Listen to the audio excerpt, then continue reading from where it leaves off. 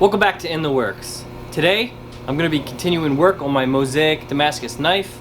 Don't really have a whole lot of exciting stuff to do until I get to the fullers. So initially, I'm just going to go to the rough sander, get my edge close to sharp, move on to 80, 120, 220, 400, and Scotch Brite. Get it all the way polished out before I even start doing the fullers. And then I'll draw on my shapes and go to the narrow wheel and grind in those fullers. While I'm working on my knife, grinding it, polishing it, Ilya has something pretty cool he's going to do. And that is, he's going to remelt some silver. Reason being is he needs a large piece of silver that he's going to roll out into sheet for some projects. So he's going to take some of his scrap silver, heat it up in a crucible, and pour it into a sheet mold that he can then start working the silver from there. Now after we heat treated it, clamped it in the boards and let it cool, I took my blade home, put it in the oven and tempered it. I did a couple temper cycles. So at this point it's safe to grind on, it won't break, it's ready to become a knife.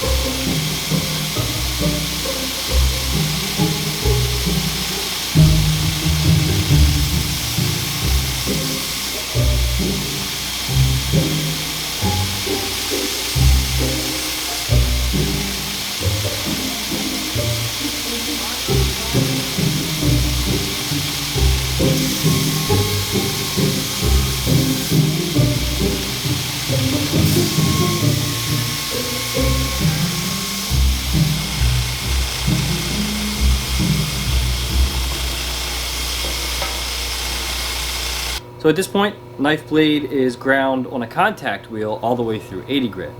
Now what I'm going to do is switch over to a platen sander with a 120 and just hit the edge. It allows you to get your surfaces nice and clean and flat, and then you can move back to the contact wheels to polish it out.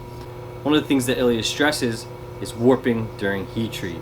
And one of the things as the blade grinder, your job is to get that blade as close to even on all the sides as possible. So a really good idea on especially a high carbon blade is to move to a platen sander at least a little bit before you move on to heat treating and quenching your blade.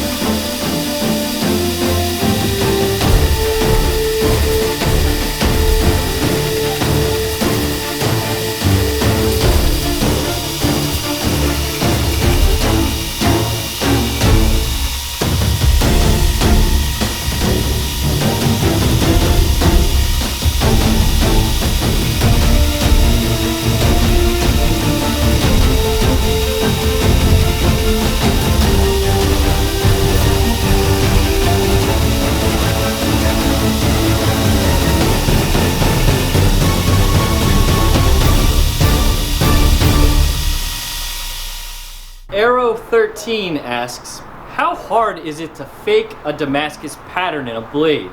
I'm not saying yours is fake. I may have a blade that has a fake pattern. It's pretty hard to fake to a trained eye, to somebody that doesn't know what Damascus is.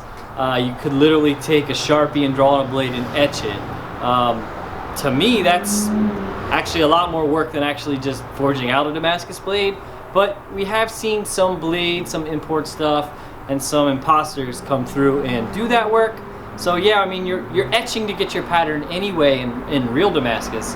So of course, you can put a resist onto a blade and fake a pattern.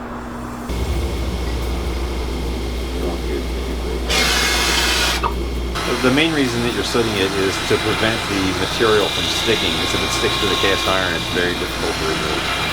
I'm going to preheat it way more once that's assembled. See, this nice, expensive velvet color. People pay good money for that color. Here I have my scrap silver that is left over from previous projects and unsuccessful projects as well. And what I have to do is melt it and pour it into a mold so that I can reuse it.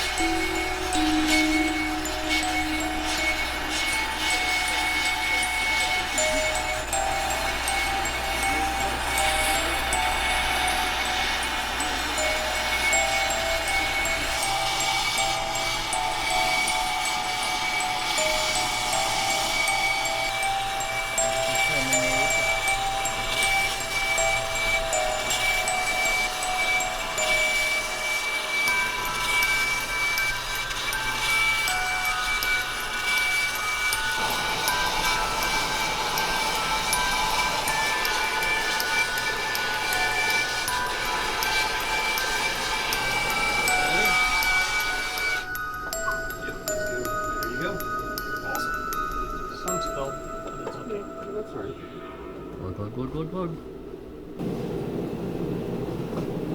Does he know about forward band? What forward thing? Oh Terry? no. No, we're not talking about what that. What are we talking about? Some gloves.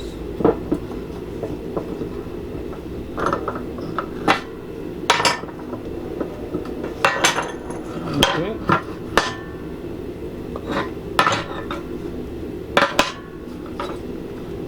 Oh, that's kind of nice. No bubbles. Some of this excess I'll trim with scissors. Wasn't too much at all. Boom, boom. Everything's good. Great.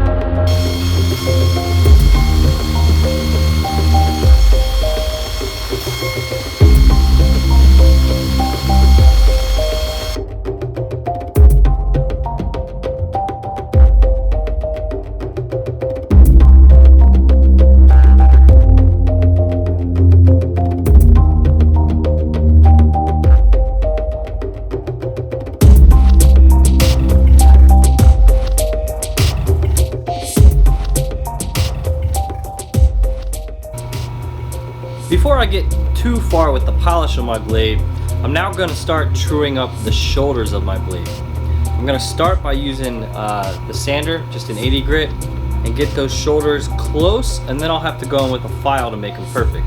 Now, I'm pretty good, better than most people probably, in getting the shoulders really close on the sander, but I'm still going to go back and use a file to make sure everything's nice and parallel so my shoulder fits nice and flush.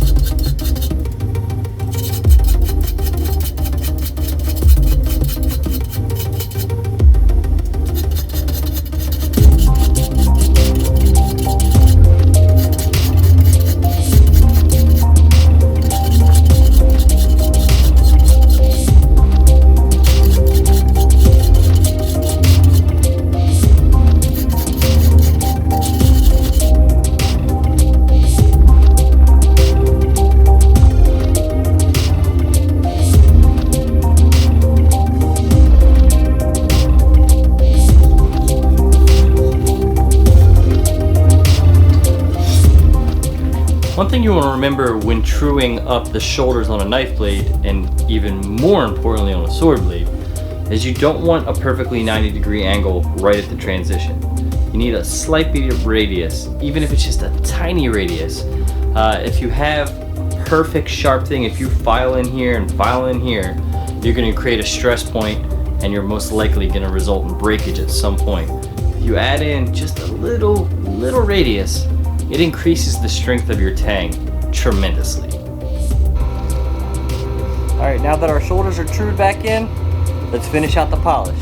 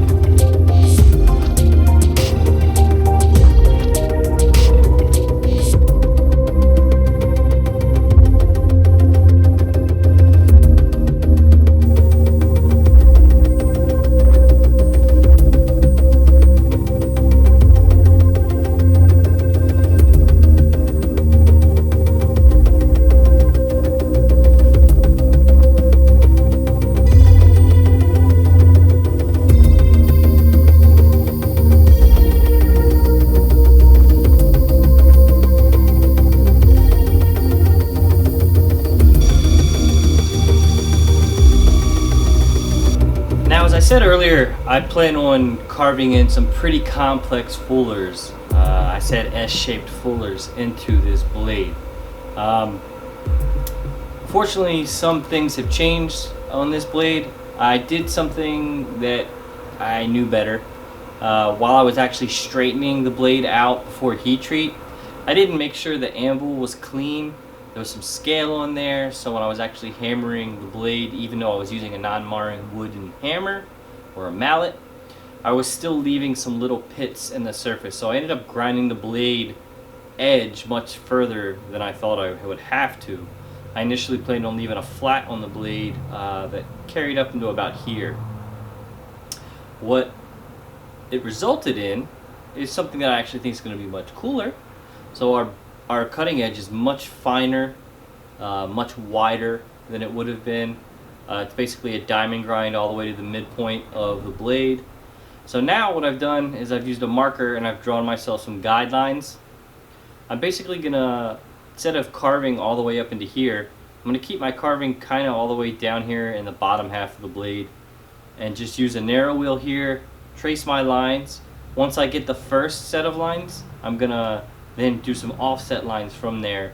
Probably don't even have to draw them because I'll be able to see my lines from there. And yeah, really excited to get to this point. Let's get to carving.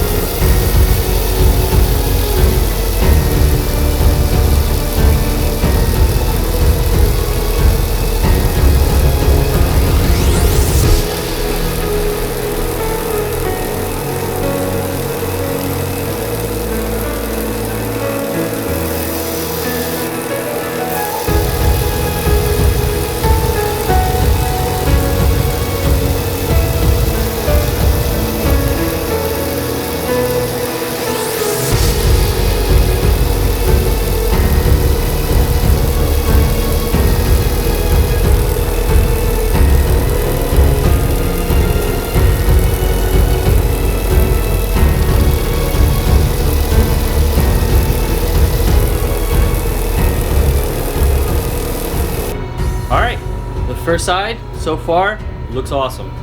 It didn't slip.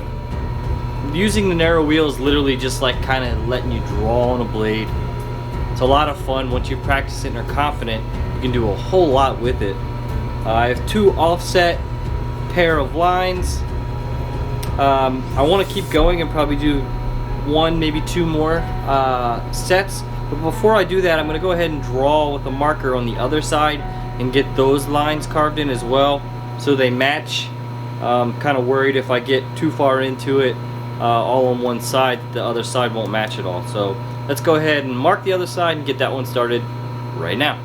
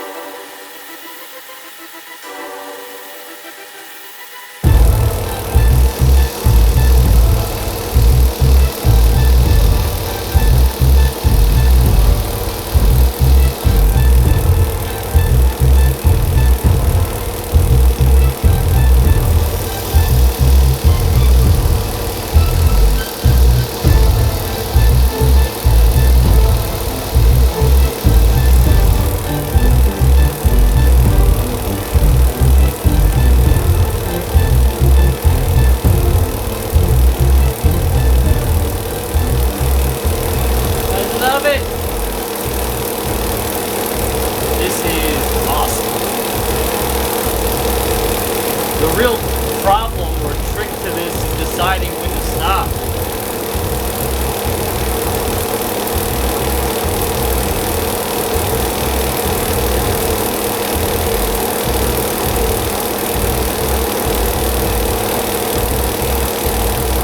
I don't know.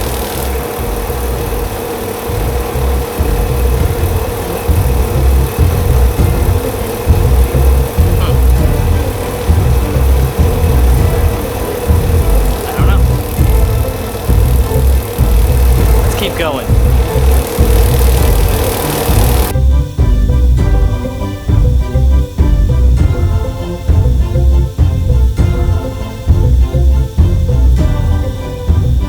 Alright, with the fullers or the carving roughed in, I'm now going to switch out from a 100 grit to a 320, jumping some steps because I can. Get that polished out, smooth out all the lines, and then we can do a little Scotch-Brite and some hand polish on the inside of those, polish the whole thing out, and then after that we should be able to etch it. So yeah, awesome.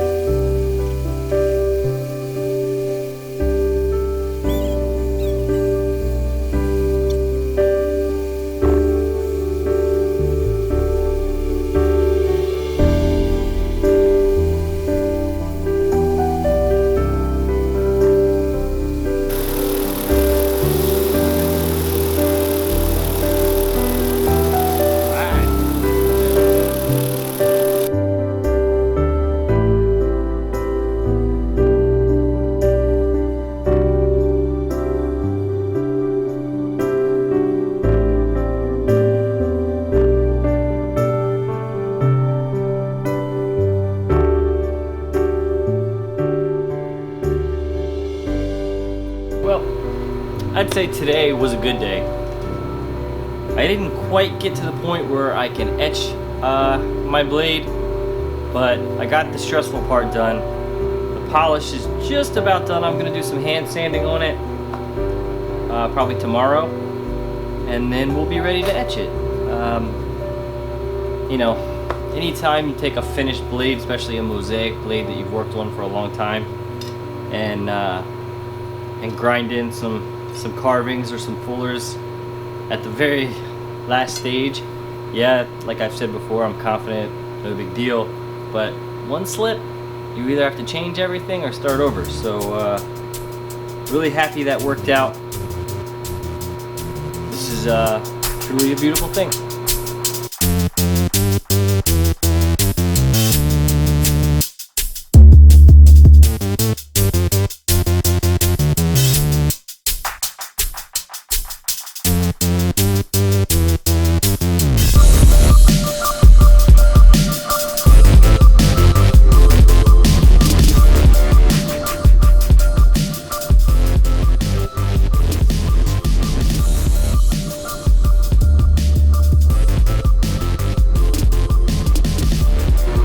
Thanks for watching this episode of In the Works. My knife blade's coming along pretty awesomely. Ilya's got some silver now that he can work with for his project. And don't forget to like the video. And as always, subscribe to That Works. Catch you next time.